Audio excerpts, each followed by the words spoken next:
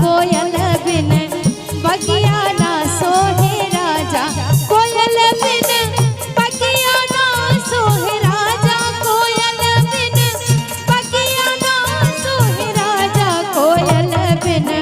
बगिया ना सोहे राजा, कोयल बिन बगिया ना सोहे राजा।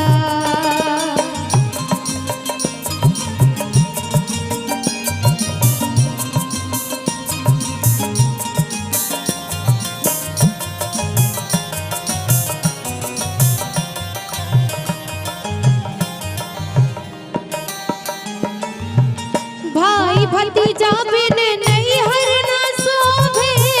भाई भतीजा बिन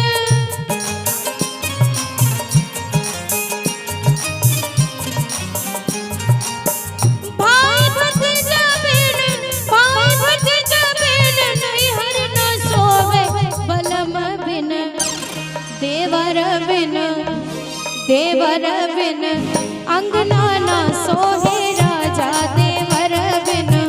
अंगना ना सोहे राजा, देवर बिन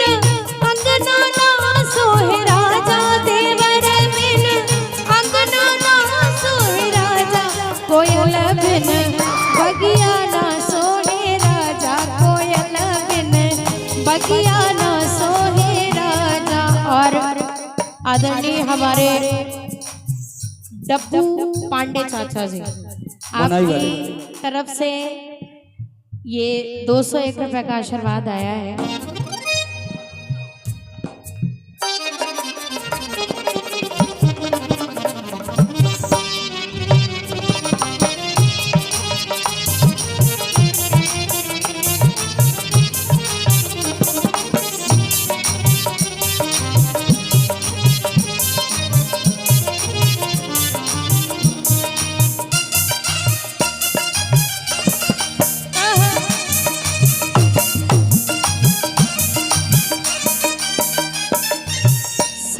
ससुर बिन ससुरो न शोभे,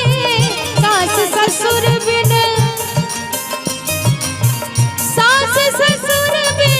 सास ससुर बिन ससुरो न शोभे, बलम बिन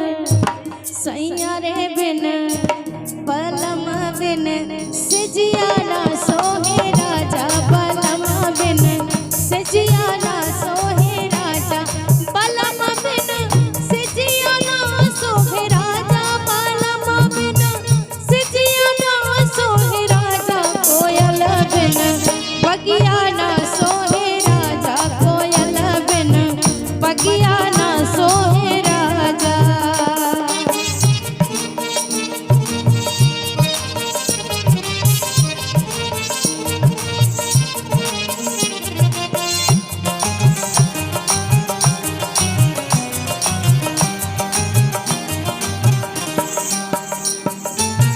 लाल सिंदूर बिन मंगिया ना शोभे,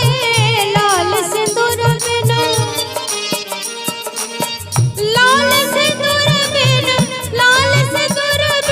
मंगिया ना शोभे, बलक बिन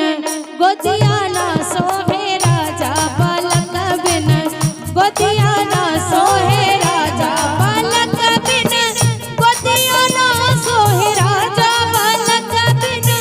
गोदिया ना सोहे राजा, कोयल बिन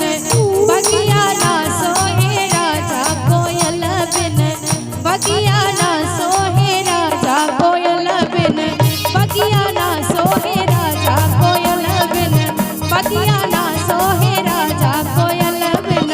बगिया ना सोहे राजा, कोयल बिन बगिया ना सोहे राजा। वाह क्या बात है, एक तालियां।